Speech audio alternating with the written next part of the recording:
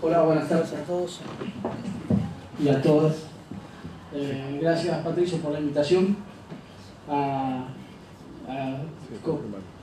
participar en esta mesa con quienes están a mi derecha, es decir, yo estoy a la izquierda de todos ellos. Depende de dónde lo mires, porque todo es relativo. Ustedes me ven a la derecha, pero yo estoy a la izquierda de todos ellos. Una extremidad. El libro a mí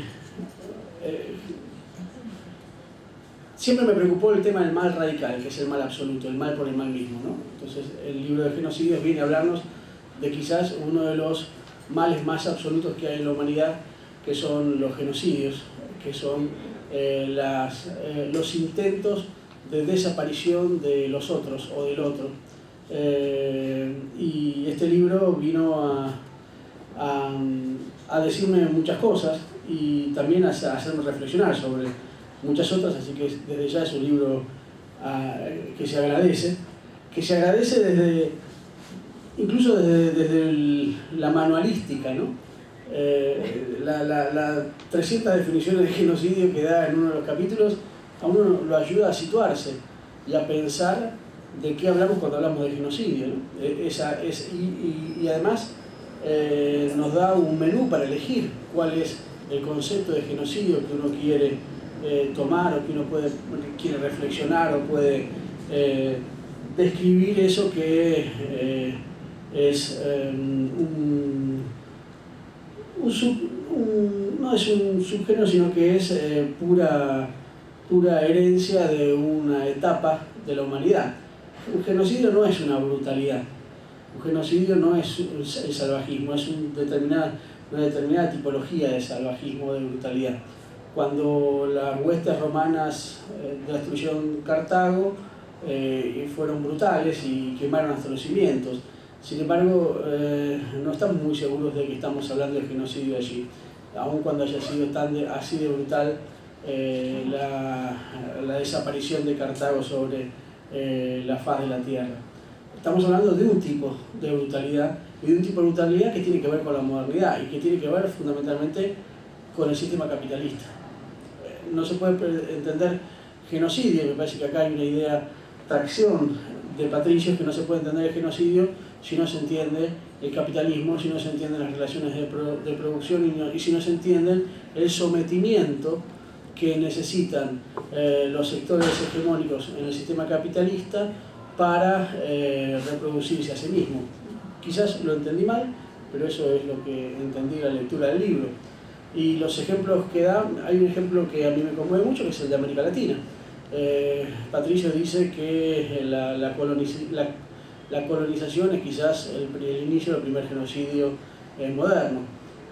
Argentina ha tenido varios genocidios, uno es el de América Latina porque ha sido parte de ese continente, pero también el de Julio Argentino Roca en 1879.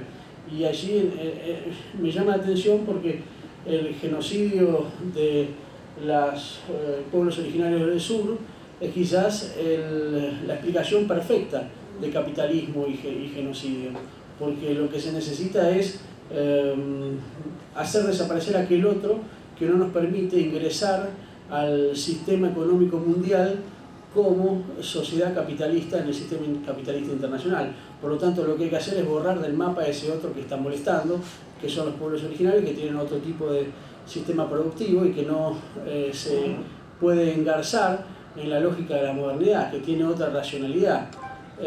Y cuando Patricio habla de esa racionalidad occidental, está hablando de una racionalidad occidental monista, que no permite otro tipo de racionalidad posible. Es una racionalidad que es exclusiva y terminante, por lo tanto, es generadora de otredad permanente.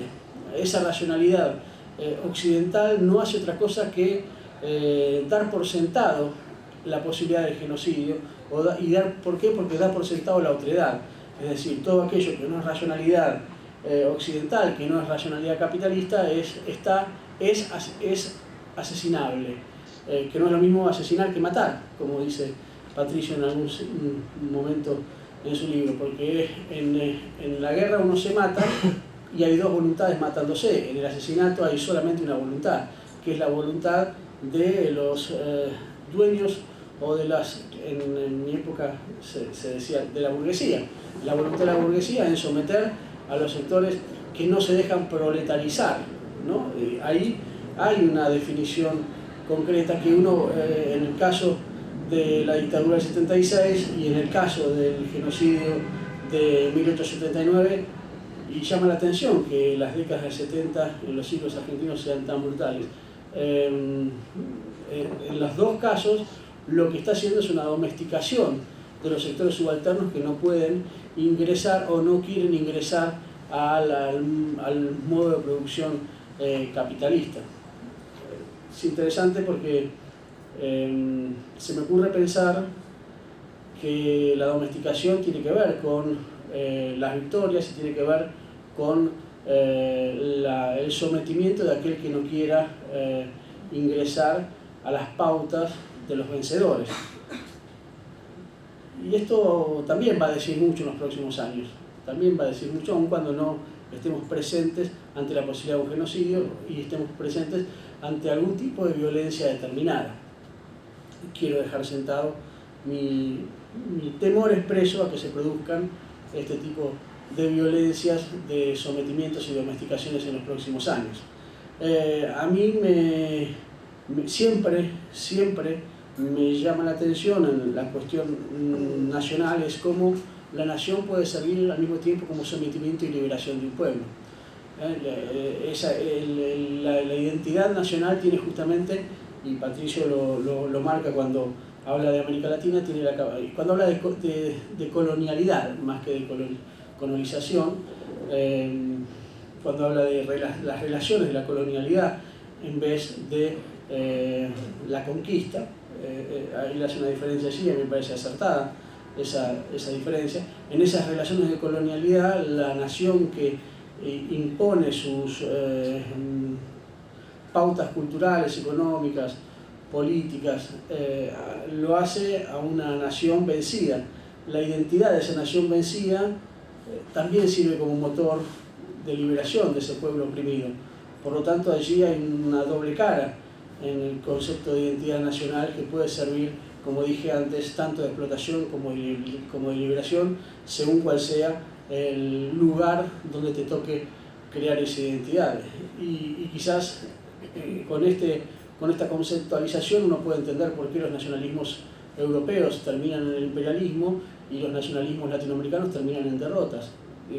Hay allí una posición existencial diferente o diferenciadora de los lugares, de qué cara de la violencia utiliza cada uno de los tipos de nacionalismo. Y ahí en el medio está el tema de la otredad. No hay posibilidad de genocidio sin otro, ¿no?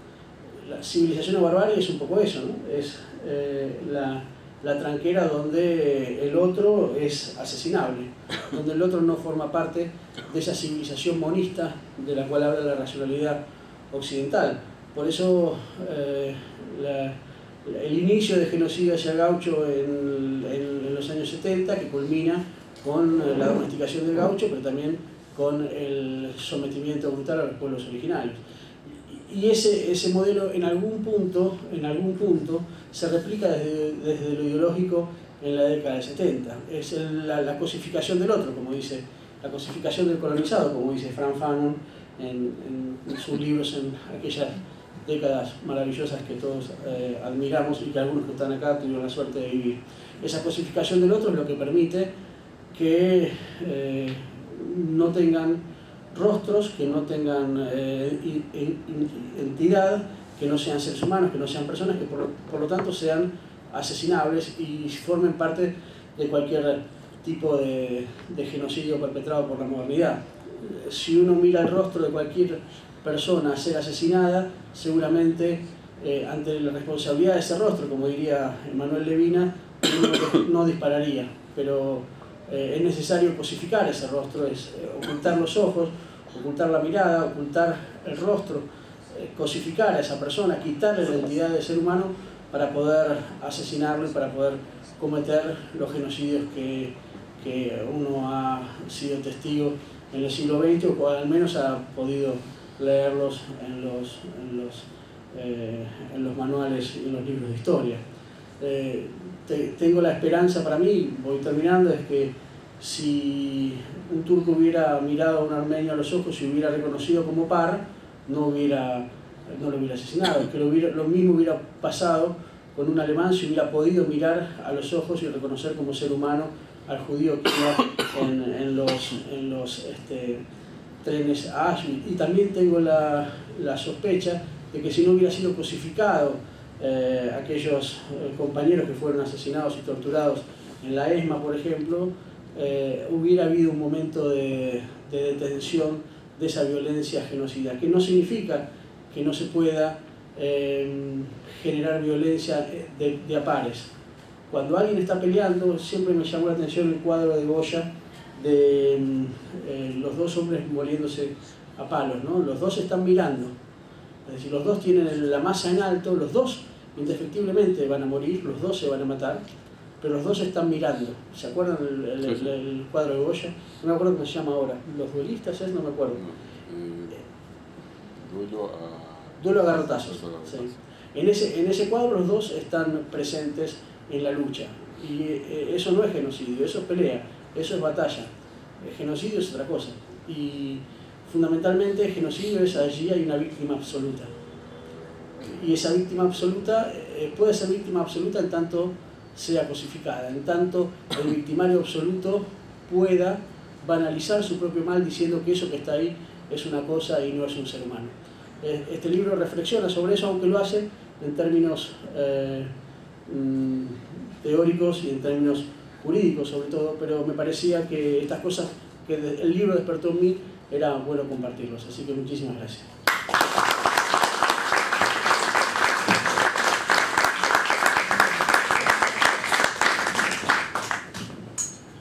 Me toca.